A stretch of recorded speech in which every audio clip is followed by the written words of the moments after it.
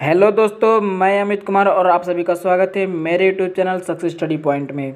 दोस्तों, कल हम लोगों ने हिंदी वर्णमाला का दूसरा क्लास देखा था और आज हम लोग हिंदी वर्णमाला का तीसरा क्लास लेकर आए हैं, जो कि कल हम लोगों ने स्वर के बारे में पढ़ लिया था। आज स्टार्ट करने वाले हैं व्यंजन को। ठीक है, आइए चलते हैं सीधे अपने क्लास पे।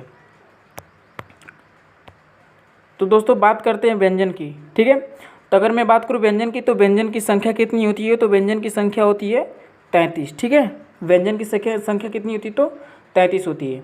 और व्यंजन के भेद कितने होते हैं? तो व्यंजन के 3 भेद होते हैं। ठीक, अब बात करते हैं इसकी परिभाषा की। तो परिभाषा क्या होता है? वे वर्ण जो स्वर की सहायता से बोले जाते हैं उसे व्यंजन कहते हैं।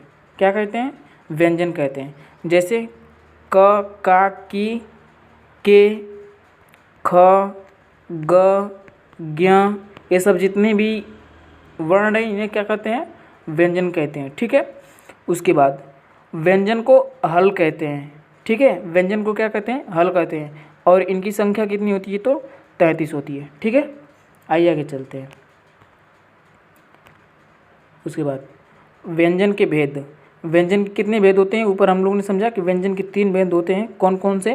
पहला तो स्पर्श व्यंजन होता है, और स्पर्श व्यंजनों की संख्या कितनी होती है? तो 25 होती है। उसके बाद दूसरे नंबर पे आता है अंतस्थ व्यंजन, और अंतस्थ व्यंजन की संख्या कितनी होती है? तो अंतस्थ व्यंजन की संख्या 4 होती है। उसके बाद जो तीसरे नंबर पे आता है उष्म व्यंजन। ठीक है, और उष्म व्यंजन की संख्या कितनी होती है? तो 3 होती है। ठीक है, जो व्यंजन है उससे कुछ फैक्ट्स हैं, थोड़ा सा समझते हैं। जैसे क से म तक व्यंजन को स्पर्श व्यंजन कहते हैं। ठीक है, और वर्गों की संख्या कितनी होती है? तो 5 होती है। ठीक है, प्रत्येक वर्ग में वर्णों की संख्या कितनी होती है? तो 5 होती है। ठीक है, उसके बाद स्पर्श वर्गीय व्यंजन क्या होते हैं?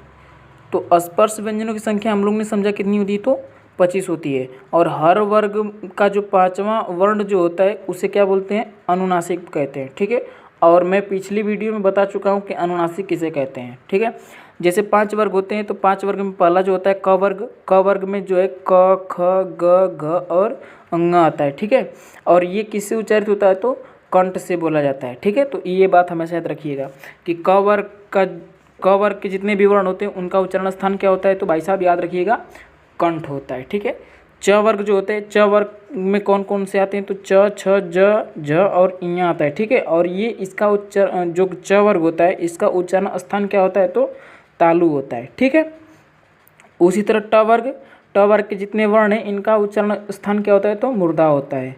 ठीक, जो त वर्ग होता है, त वर्ग का जो हमारा उच्चारण स्थान होता है उनका क्या होता है? तो दंत्य होता है। यानी इनका उच्चारण स्थान जो उच्चारण स्थान होता है दंत होता है, यानी कि इनका उच्चारण करते समय दांत का उपयोग होता है। ठीक है, उसके बाद प वर्ग, जो प वर्ग होते हैं इनका उच्चारण स्थान क्या होता है? तो ओठ से होता है। ठीक है, यानी कि ओठ से उच्चारित होता है, क्योंकि उसमें इसका उच्चारण स्थान उच्चारण करते समय ओठ का भी प्रयोग होता है, इसीलिए उसे क्या कहते हैं? ओठ से बोलते हैं। ठीक है, आइए आगे देखते हैं। थोड़ा सा एक बार में हम वर्गीकरण किए, इसको समझिएगा। जो च, छ, ज और झ होता है इन्हें हम लोग क्या बोलते हैं? स्पर्श संघर्षीय व्यंजन बोलते हैं। क्या बोलते हैं? स्पर्श संघर्षीय व्यंजन बोलते हैं। और इनकी संख्या कितनी होती है? तो 4 होती है। ठीक है, जो हर वर्ण का जो 5वां वर्ण होता है इसे क्या बोलते हैं? अनुनासिक कहते हैं। और इनका उच्चारण स्थान क्या होता है? तो नासक के ये नाक से होते हैं, और ये इन्हें नासक के व्यंजन कहते हैं। और नासक के व्यंजन की संख्या कितनी होती है? तो याद रखेंगे, नासक के व्यंजन जो होते हैं इनकी संख्या 5 होती है। ठीक है, उसके बाद जो अंतस्थ व्यंजन होते हैं, अंतस्थ व्यंजन कौन कौन से होते हैं? तो य, र, ल, व, ये जो हमारे 4 होते हैं ये हमारे अंतस्थ व्यंजन होते हैं। कोई पूछेगा अंतस्थ व्यंजन की संख्या कितनी होती है? तो 4 होती है। ठीक है, उसके बाद उष्मीय व्यंजन। उष्मीय व्यंजन किसे कहते हैं? जो स और ह होता है इसे क्या कहते हैं? उष्मीय व्यंजन कहते हैं। और उष्मीय व्यंजन की संख्या कितनी होती है? तो ये भी बात याद रखेंगे, 4 होती है। ठीक है, उसके बाद संयुक्त व्यंजन कितनी होती हैं? तो संयुक्त व्यंजन की संख्या 4 होती है। लेकिन ये वाला जो होता है छत्र और ज्ञ को क्या बोलते हैं? संयुक्त व्यंजन बोलते हैं। और एक और होता है जिसे बोलते हैं स्र। ठीक है, स्र, ये भी हमारा क्या है? संयुक्त व्यंजन है। ठीक है, आगे देखते हैं।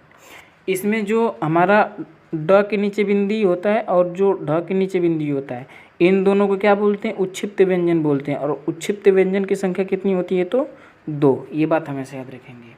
उसके बाद आगत स्वर क्या होता है, ये तो मुझे स्वर में बताना चाहिए, थोड़ा सा देखिएगा। आगत स्वर किसे कहते हैं?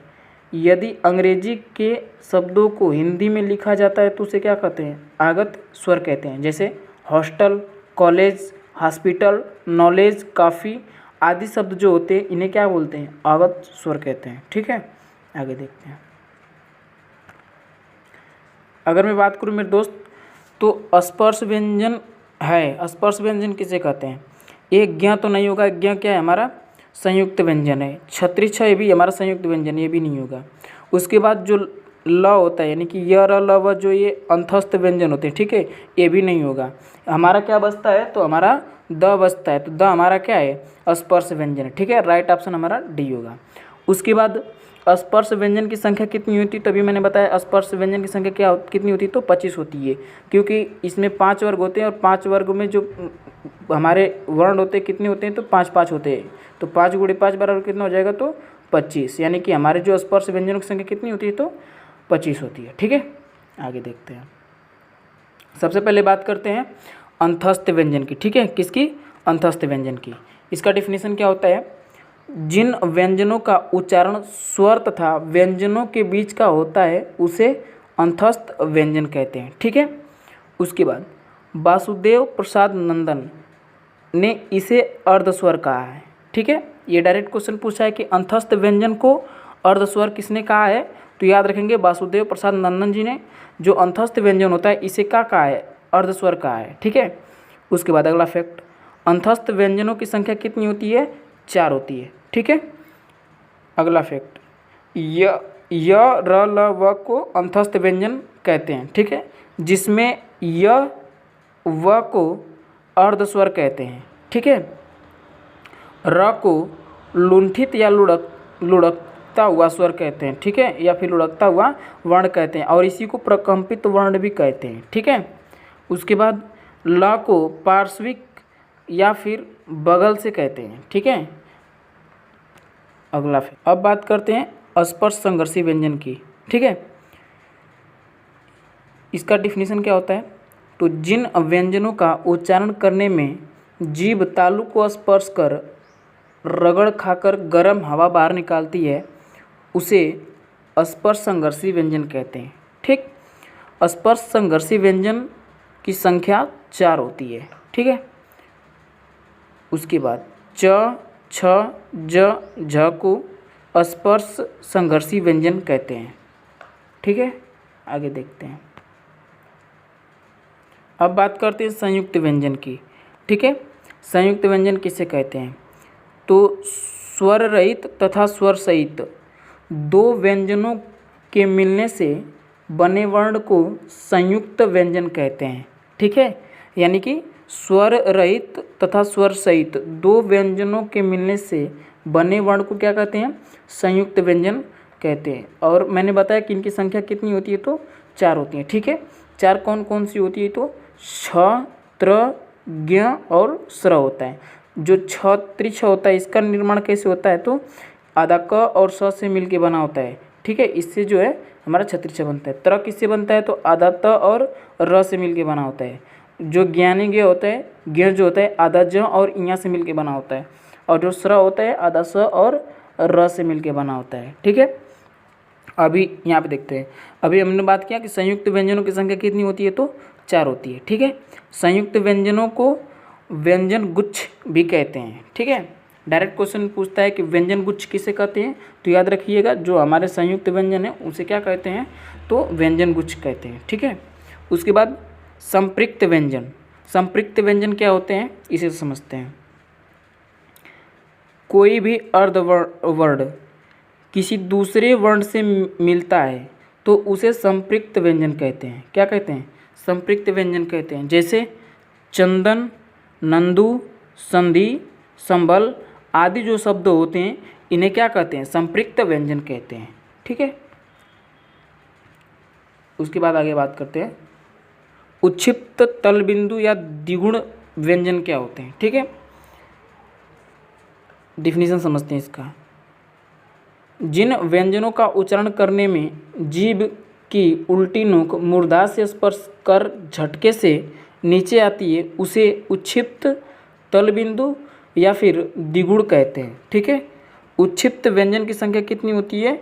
2 होती है। और 2 कौन कौन सी होती है? तो जो ड के नीचे बिंदु होता है वो, और जो ढ के नीचे बिंदु होता है वो, ये दोनों हमारे क्या हैं? उच्छिप्त व्यंजन है। इन्हीं को तल बिंदु के नाम से भी जानते हैं, या फिर इसे द्विगुण व्यंजन भी कहा जाता है। ठीक है, ये जो दो हमारे वर्ण होते हैं इसे आगत, नवीन, ताड़नजात, संकर या उश्रिप्य या फिर आधुनिक वर्ण के नाम से भी जाना जाता है, या फिर इसे कहा जाता है। ठीक है, जो ड और ढ होता है इसे क्या कहते हैं? सघोष कहते हैं। ठीक है, और जो ड के नीचे बिंदी होता है उसे हम लोग अल्प प्राण, और जो ढ के नीचे बिंदी होता है उसे क्या कहते हैं? महाप्राण कहते हैं। ठीक है, आगे देखते हैं।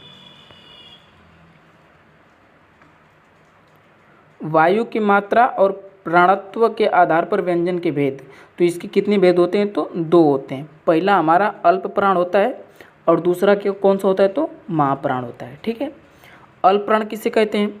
जिनके उच्चारण में कम श्वास खर्च हो या कम प्राण वायु की आवश्यकता हो, उसे क्या कहते हैं? अल्प प्राण कहते हैं। ठीक है, यानी वर्ण का पहला, तीसरा और पांचवा, ठीक है, ये होता है पहला, तीसरा और पांचवा जो वर्ग होता है ये, और अंतस्थ व्यंजन, उसके बाद जो ड के नीचे बिंदी होता है ये, और सभी स्वर, इन सब को क्या बोलते हैं हम लोग? अल्प प्राण कहते हैं। और अल्प प्राणों की संख्या कुल कितनी होती है? तो 31 होती है। ठीक है, उसके बाद महाप्राण किसे कहते हैं? तो जिनके उच्चारण में अधिक श्वास खर्च हो, या फिर हम ये बोल सकते हैं कि अधिक प्राण वायु की आवश्यकता हो, उसे क्या कहते हैं? महाप्राण कहते हैं। ठीक है, महाप्राण में कौन कौन से होता है? तो वर्ग का दूसरा और चौथा वर्ग, और उसके बाद ढ के नीचे जो बिंदी होता है वो, और जितने भी ऊष्मीय व्यंजन होते हैं वो, ये जितने भी हमारे वर्ण होते हैं इन्हें क्या कहते हैं? तो महाप्राण कहते हैं। ठीक है, और कुल महाप्राणों की संख्या कितनी होती है? तो 15 होती है। ठीक है, आगे देखते हैं। उसके बाद ध्वनि की मात्रा, स्वर यंत्री और घोषत्व के आधार पर व्यंजन के भेद तो कितने होते हैं? तो याद रखेंगे 2 होते हैं। पहला तो अघोष होता है, और दूसरा घोष या फिर संघोष होता है। ठीक है, घोष किसे कहते हैं?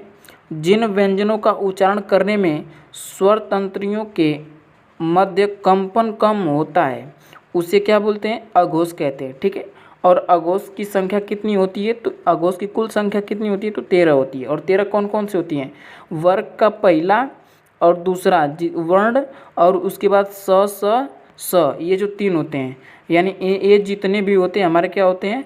अघोष होते हैं। ठीक है, और संघोष क्या होते हैं? जिन व्यंजनों का उच्चारण करने में स्वर तंत्रियों के मध्य अधिक कंपन होता है उसे क्या कहते हैं? सघोष या घोष कहते हैं। ठीक है, ये वर्ग का तीसरा, चौथा और पांचवा वर्ण जो होता है वो य, र, ल, व, ह, और सभी जितने स्वर होते हैं, ये सभी जितने भी वर्ण होते हैं ये हमारे क्या होते हैं? घोष या फिर संघोष होते हैं। और घोष या संघोष की कुल संख्या कितनी होती है? तो 31 होती है। ठीक है, इतना हम लोग क्या करेंगे? याद रखेंगे। आशा करता हूँ इतना समझ में आया होगा। आगे देखते हैं। अगर मैं बात करूं कि शब्दकोश में वर्णों का स्थान क्या होता है, तो सबसे पहले बात करूं स्वर की, तो स्वर की संख्या कितनी होती है? थोड़ा फैक्ट समझते हैं। स्वर की संख्या कितनी होती है? तो 13। अगर मूल स्वर की संख्या पूछे तो मूल स्वर की संख्या कितनी होती है? तो 11 होती है। ठीक है, अगर बात करें कि जो हमारे अयोगवा होते हैं, अयोगवा की संख्या कितनी होती है? तो 2 होती है। ठीक है, और 2 कौन कौन सी होती है? तो अंक और अ होता है। ठीक है, उसके बाद अगर मैं बात करूं तो हमारे संयुक्त स्वर की संख्या कितनी होती है? तो संयुक्त स्वर की संख्या 4 होती है। ए, ऐ, ओ और औ, ये हमारे क्या है? संयुक्त स्वर है। ठीक है, तो सबसे पहले उदाहरण देखते हैं। पहले नंबर पे आता है, ये हमारा नहीं होगा, ये नहीं होगा, ये गलती से टाइप हो गया है। कितना होता है? तो अ, आ, ई, दीर्घ ई, उ, दीर्घ उ, री, ए, ऐ, ओ, औ, अंक और अ, ये हमारे क्या है? शब्दकोश में वर्णों का स्थान है, यानी कि ये किसका रहा? ये स्वर का रहा। ठीक है, उसके बाद व्यंजनों का क्रम क्या होता है? तो सबसे पहले क होता है, क होता है, उसके बाद क्या आता है छतरी। छतरी क्यों आता है, क्योंकि जो छतरी छ होता है ये किससे मिलके बना होता है, आधा क और स से मिलके बनाता है, ठीक है। इसीलिए ये जो है क के बाद आधा क आता है, इसीलिए छतरी छ दूसरे नंबर पे आता है, ठीक है। उसके बाद ख ग घ ञ, ठीक है। ये इसका कुछ इस प्रकार का है, स्क्रीनशॉट ले लीजिएगा, ठीक है। अगर वीडियो अच्छी लगी हो तो प्लीज़ इसे लाइक शेयर सब्सक्राइब और कमेंट करना ना भूलें। Thank you. जय हिंद।